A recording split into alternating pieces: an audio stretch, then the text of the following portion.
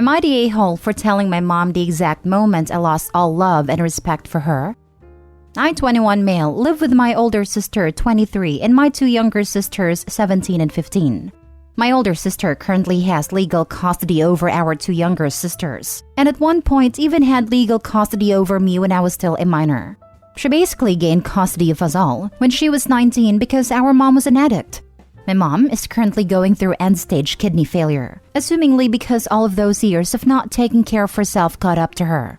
When she first started going to dialysis about 5 months ago, she put me down as her emergency contact. And at first, I just sucked it up and dealt with it because she doesn't have anyone else in this part of the country. And my older sister doesn't talk to her for reasons you can't imagine. However, yesterday when the clinic contacted me and I had to pick her up, I informed her that she needed to put someone else down because I wouldn't be answering those calls anymore, after she had her family members leave threatening messages to my older sister. This angered her, and she started going on about why I didn't love her anymore and when I stopped loving her. So I told her the exact moment I stopped loving her and respecting her was when I was 13. I had just entered high school. I was big into football and the coach at the time was brutal. He was making us practice 2 times a day, at 5 a.m. and after school. I told her how I woke up one morning, and she passed out on the couch off of whatever substance she was using at the time, and my older sister, only 15 at the time, was freaking out because we had no food. We never had any food. She was freaking out thinking I was going to pass out from all of that practice and barely eating. I tried to assure her that I would be fine, but she went into that kitchen, grabbed the only things we had, which were 2-day-old almost burnt rice, salt, a can of green beans, and half a chicken breast, and made me and our siblings an entire fried rice meal. She made sure I ate that morning, and I ate that meal on my way to practice crying. She had to stay home from school that day like she did most days, to send younger sister off to school and to be there to pick them up. When I got home from school that day, my sister was in the kitchen cooking dinner, and there were some groceries in the fridge that she brought with the money that she got from selling her rings that our grandma gave her to some sketchy guy that used to hang out at the convenience store, all while mom remained high and passed out. I told her that's when all love and respect for her vanished. She cried and told me that I was evil, that I'm having a moral conflict because I'm wondering if I should have been softer with her. Am I the a-hole? Info, my dad passed away of an overdose when I was 8, so he was really no better than my mom. Not the a-hole. You aren't evil. Your mother's neglect was.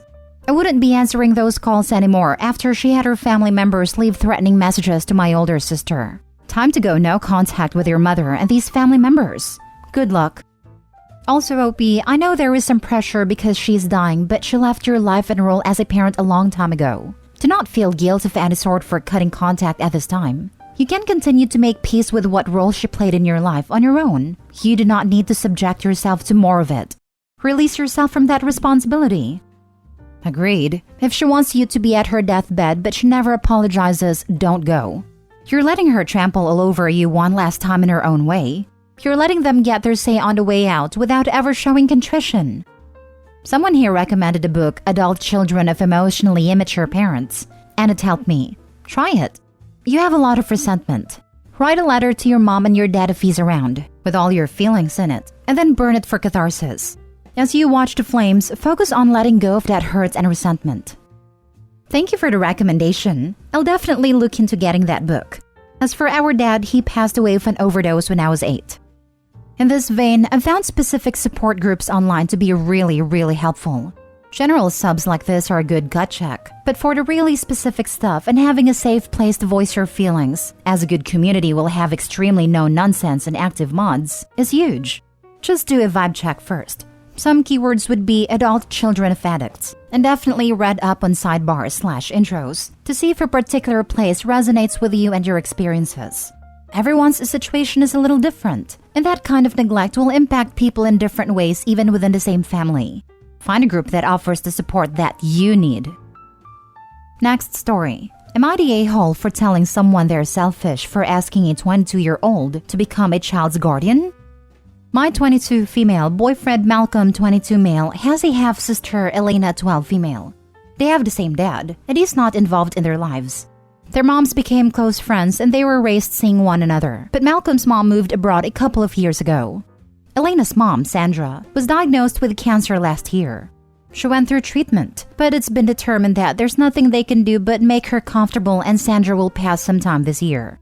She has no family, so Malcolm has spent a lot of time helping care for Elena, driving her to school, making the meals, etc. Recently, Malcolm sat me down. He said that Sandra asked to speak to him. She said she understood if the answer was no, but asked for him to take on custody of Elena, sooner rather than later. That way, she could adjust to him being her guardian before she passes. Malcolm would move in with them. Sandra had a sizable life insurance policy and an account to help him care for Elena. To my surprise, he agreed to all of this without consulting me. I pointed this out, and he said we've only been together 6 months, so I asked if he didn't feel too young for all this. He said sort of, but to do it for Elena. Without further discussion, he subleased his apartment and moved in with Sandra and Elena. Saturday, I stopped by to pick up Malcolm for lunch. He hadn't returned from work yet, so I was waiting with Sandra. We were making small talk, and she mentioned how grateful she was for Malcolm and that he was a sweet boy. I asked if he was really her only option.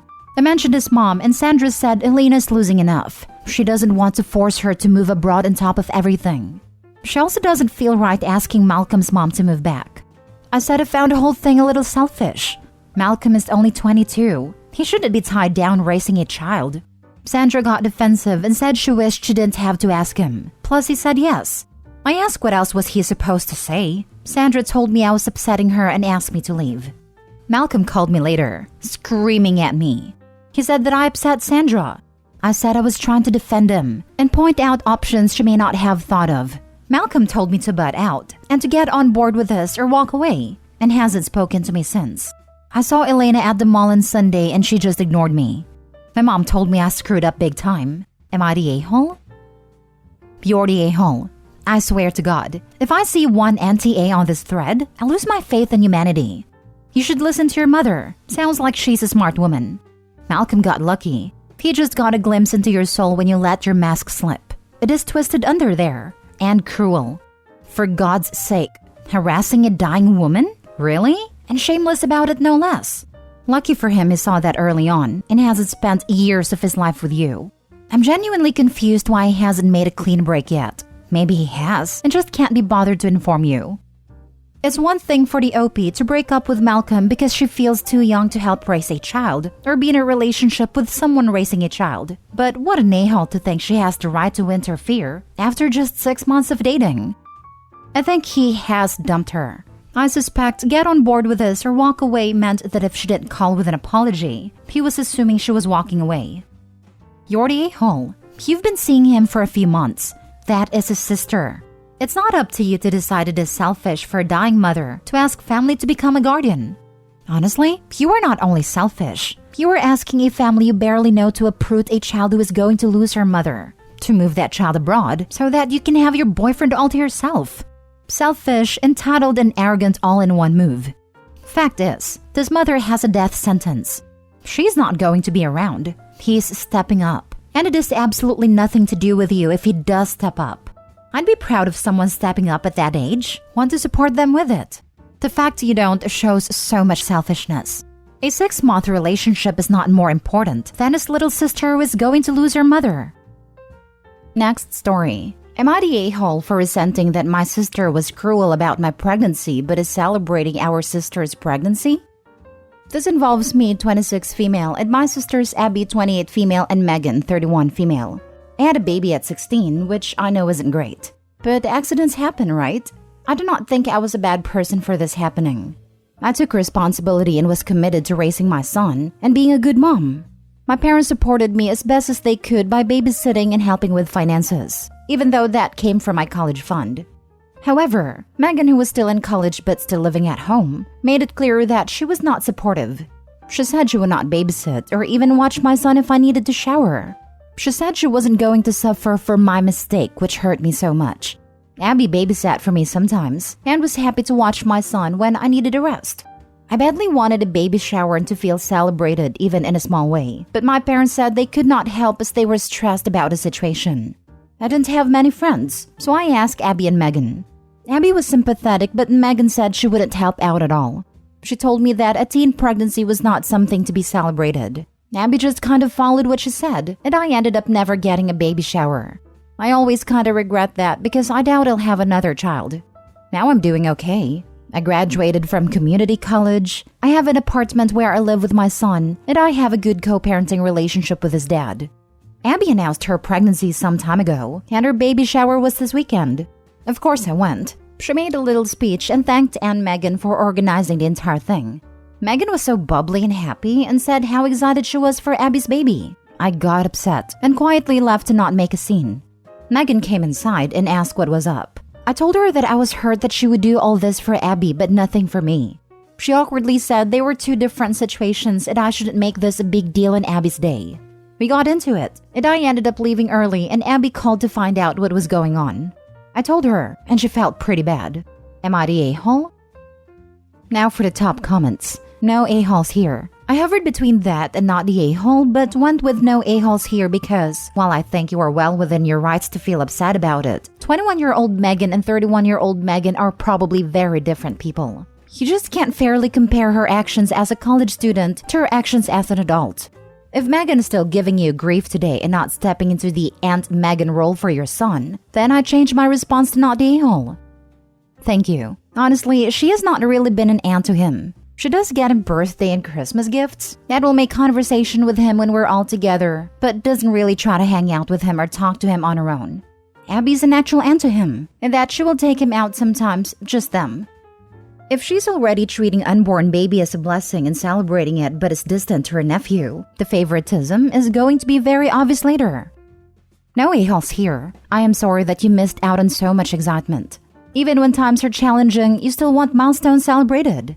Unfortunately, there are consequences to all actions and neither you or your sisters are in the same place now as you were then. Having a baby at 16 is extremely different than 28. And throwing a baby shower is something a 31-year-old does, not a college student focused on schoolwork. Your son is not a mistake, but getting pregnant was an accident. Sometimes it's hard to celebrate accidents. All you can do now is focus on the good you have. This entirely. Teen pregnancy is different than adult pregnancy. And college student aunts are different than adult aunts. Especially if said student is aware she'll be sharing her home with a baby, since Opie said Megan was also living at home while studying. She even might have felt she was punished for Opie's choices. We're always more judgmental about things that directly affects us after all. Last story. Am I the a-hole for telling a girl just because she had a crappy husband doesn't mean everyone is? I, 36 male, met my wife when we were 14, started dating at 16, and still together now. I know that doesn't always work for people, but it worked for us. This weekend, I was hanging out at a friend's house with a bunch of people. There was a girl there who is a friend of one of my friend's girlfriend. We'll call her Jane. I don't know her that well, but I see her around often because we are in the same friend circle. Drinks were flowing, and somehow the topic came up about how many person everyone has slept with. Jane was shocked when I mentioned I had only slept with one person. Context: Jane also married her high school sweetheart. They broke up when she found out that he had basically cheated the whole relationship with multiple women. One of his piss-poor excuses was that he hadn't had a chance to have fun or play the field yet before settling down. Anyway, she couldn't believe I have only slept with my wife, and said that I must have cheated. I told her even if I had, why would I admit it? I've been with my wife since we were 16. Admitting to it would mean admitting I have cheated, which I haven't. And in response to that, she just said that must mean that I have and I'm lying about it. At this point, I am getting annoyed because she's straight up accusing me of being unfaithful. She said she knows from experience how unlikely it is. That's when I said that just because her husband was crappy doesn't mean we all are. She just mumbled whatever and was quiet for the rest of the night. I was talking to my friend the next day who said her girlfriend told him how upset Jane got over that. She apparently said that I know what she has been through and could have been more understanding. I said I understand what she's been through, but she doesn't need to put her wishes on me and basically accuse me of cheating. My friend said he understood, but probably would have been best to just leave it. Am I the a-hole? Nope, not the a-hole, but Jane sure is. She pushed the issue. You shut it down and now she's butthurt. Too bad, so sad. Not your monkeys, not your circus. You don't owe her an apology, and your friend needs to shut up. I mean, my friend was mainly just echoing what his girlfriend was saying. I don't think he cares either way. Maybe not, but either way he needs to shut up. He's wrong, his girlfriend is wrong, Jane is wrong. They're all a-holes here and you are not. Not the a-hole. Some people have a romantic partner their whole lives. Jane may have had a rough time, but her projecting that onto OP and trying to accuse him of cheating was not cool. She should apologize to him, and not the other way around. Not the a-hole. Jane kept accusing you of cheating in public. No, basically about it, and you shut that down. You wouldn't have had to do that if she hadn't brought up and pressed the issue. How could you have been more understanding or left it without leaving her accusation hanging unaddressed? The general consensus seems to be that I could have just denied it, that I didn't have to bring up her experience. My response to that was that I did deny it, but she didn't drop it until I mentioned her ex-husband. Mission accomplished if you ask me. Exactly. You didn't stir anything up. She did by continuing to push. She refused to drop it until she got an answer she didn't like. People like your friend are the worst. They want to score points as peacekeepers, but always at your expense and never their own. If they're not willing to defend you, then they can shut up about you defending yourself. Instead, they want you to tie your arms behind your back so you're easier to hit. That's toxic just for your information.